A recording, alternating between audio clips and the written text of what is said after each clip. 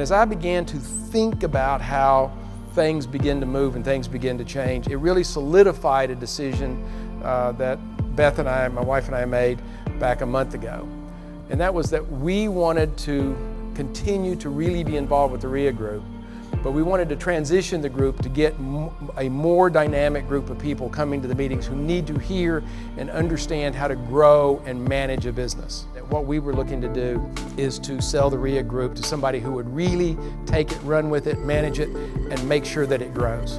And the very first person who came up in conversation was Whitney Nicely. We have continued to evolve as a real estate investment group. She has evolved into one of the top coaches in the country.